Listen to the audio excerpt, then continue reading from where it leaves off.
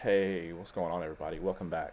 So today is an important day for Bitcoin. Some people may have picked up that it's the monthly close today, but not only is it the monthly close, it's also the quarterly close and the 6 month close for half a year.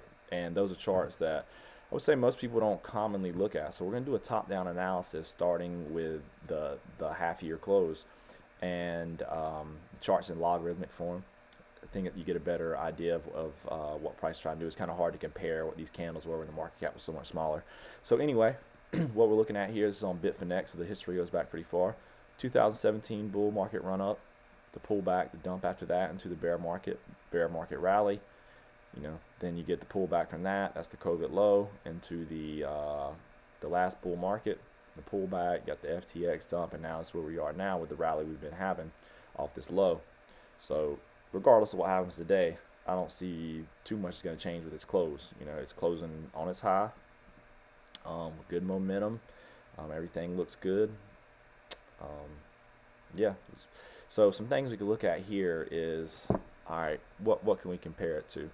So we look over here, and once again, the market caps are smaller. Over here, you can't. It's not an apples to apples comparison, but you have the end of the bull market, two bear bars. Same thing here, end of the bull market, two bear bars. I think these two candles and these two candles are important. So here, the bear candle's bigger, the bull candle's bigger, but it's still reversal. It's still a very similar, like in comparison, the gains and the differences between them are very similar. This bear candle smaller and the bull candle smaller, but they're relative to each other, they're very similar. So from here, could I see something like this? The yearly close be like that? Sure. Let's see what kind of retracement that was. Just from this 6 months to that high. So right at a 38.2 Fibonacci retracement. So let's see what that would look like on here. If we got that kind of retracement here, then we're looking at 22.3 for Bitcoin to maybe close for the year. And I think that would be a pretty, I think that's reasonable. I think that makes sense. I think we could see lower prices later in the year. Once again, this is just for a general idea. It doesn't mean it'll match eventually. See if we could look at yearly close. So this is where we are at the year. So if we were to close there at 22 for the year, that would be like here, so say somewhere around here. That's still not going to look too bad. Like it would be a bull candle with a wick after this. It looks kind of similar to what you've seen. Really just one yearly bear candle in between bull candles in its history. So even if we get that, that still kind of makes sense with the 4 year cycle. All the kinds of confluences that we've been talking about with maybe lower prices into this year, beginning of next year, before the run up to the halving. If we look at the 3 month, so this is significant here. This is what could potentially change today, but I think it'd be a very tall order for the bears to push it down below, say 28.3, to about 28,000 to close this candle red. So you're getting a breakout candle off a low and follow through, and that's big. If the follow through candle closes green, I mean, it doesn't mean you get immediately continuation up, but it can mean that you get continuation up or a pullback and then continuation. So keep drilling down and let's look at the monthly to see if we get a better idea.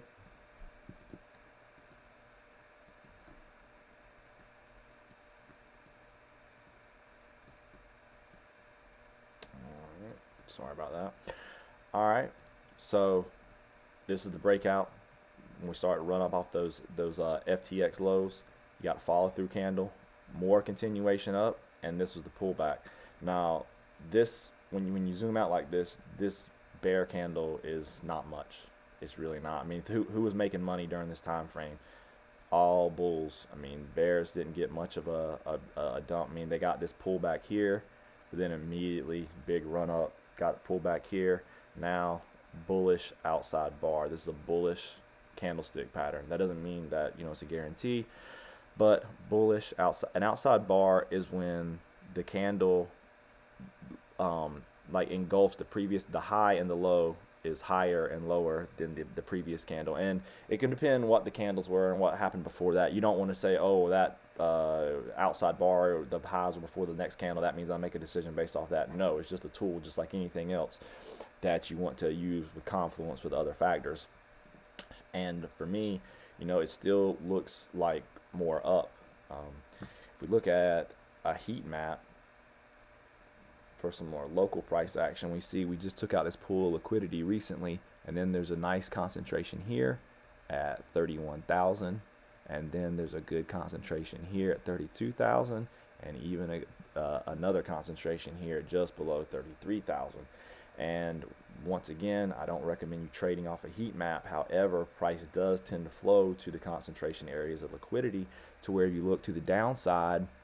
I mean, there's a little bit right there, but you have to start getting down here. 28, there's a decent pool, and then I'm sure some of this down here, the 25 and 24 is probably the real concentration.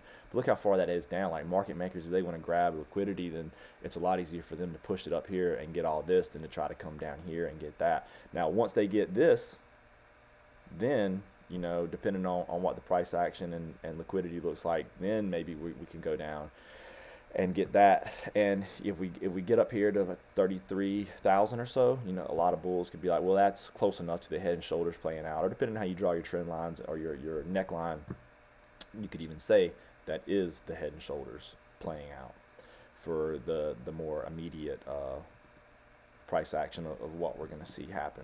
You know, weekly close this week. Okay, well, so here's the daily. And I'll go back to the weekly in just a second. So I said in previous videos, 2 videos ago, we hadn't had this move up. I said, I think, you know, if the weekly closes like this, then, and that was at like 25K, I was like, if the weekly closes as a bullish pin bar, buy.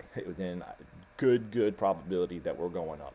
And then we got the breakout, and I said, I like to see it come up and make a double top, but we're going to have to see how the price action looks. I said, if it's an aggressive leg up and then keep tapping the zone, I mean, please go back and look at the last video. I said, if it's aggressive move up and then keeps tapping that zone constantly, that's the kind of move that breaks through that zone. I said, and it was probably about, price probably about right here, somewhere like that when I made the last video. I said, if it's like a rangy leg up, like bull bar, bear bar, back and forth, vice versa on the way up here, maybe even forms a wedge on the way up, then that's the kind of setup you want to short. That's double top with the right side's a wedge, probably an RSI divergence too. Even though I don't look at indicators very much, sometimes I refer to them. But, I mean, this isn't a guarantee. It's not financial advice. You don't ever know. But this is the kind of move that breaks through that. People like, it was a double top, you know, over here. Yeah, well, I see that. But what would it look like? I ask myself that a lot. Okay, what would it look like if it were to break through that? Well, it would look like this. This is the kind of move that it would look like. Strong candles up, breaking up on their high, closing on their high, no pullback, no rejection. Just call this the gap here. Nothing. Well, I mean, I know when you zoom in on lower time frames, you can definitely make some bearish cases. And I had said once that weekly close was big, I said expect for ranging after this. I said go back to over here. After that, I said I expect rangy, and we'd like to see a bull doji follow through or something like that, and we're getting that. We're getting the follow through.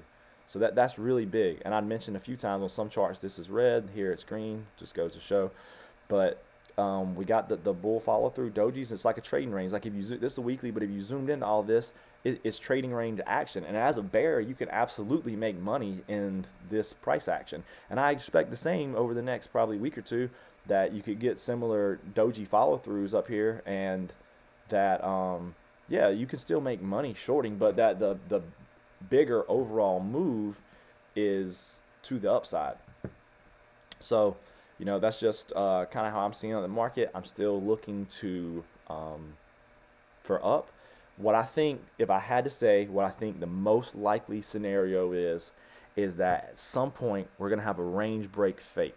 I mean, we could get some action for the monthly close or even the weekly close, and come up here and break through this level. But what I think is more likely is that we're going to see a range break fake for somewhere around here below 30, like come down here 28, 20, like I don't know, 29, maybe high 28 or something like that, and wick up. And it would have been a fake out. But we'll just have to see. As of right now, we're looking at what could happen for the weekly close. I know we talked about the monthly and the 3 month and 6 month.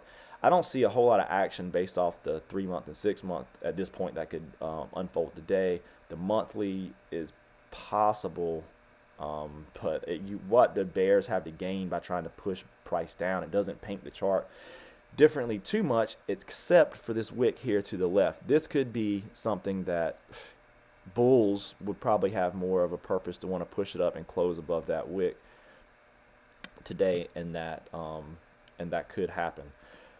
But as far as the weekly close, bears will want to close it below this, and that definitely could happen. So the weekly close, I could see some action on Sunday night potentially. Bears are going to want to close this bar red. Bulls are going to want to keep it like this. And I think for bulls, they're fine with this. I honestly believe that they're fine with this follow through bar. So look at this. Weekly, you get the close above these bodies over here. You didn't get a close above the wick, but you did take out the wick with the high, and then you get the close above the body. And then if we can close like this, then you get the follow through bar that's continually to close above these bodies, and bulls could push it up and close above that wick, and that would signify more bullish continuation. So remember, there's always a bull and a bear case. At the end of the day, anything can happen, but just based off the price action psychology that I'm seeing, I'm thinking that Bitcoin still has some more up to go, and then we'll just have to see how that price action goes and what everything looks like at those levels and take the next step. And that's kind of how I like to look at Bitcoin, one leg and one step at a time. I don't really like to project price out 6 months, 10 months from now. I know we kind of did that with the yearly close, projecting it was like a Fibonacci retracement from what we had seen in Bitcoin's previous history on a similar candlestick pattern. But that's just you have to, when you look at this stuff, you have to go off something. It's got to make sense. You're not just blindly making predictions. So in some situations like that, especially on bigger time frames, looking at what has done in the past, similar moves and similar market conditions, it's something that might rhyme but not necessarily repeat. So anyway, that's the forecast on what I see on Bitcoin coming up over the next week or two. So hope everybody got something out of it, and I appreciate everyone who stayed to the end of the video. Thanks, guys. Later.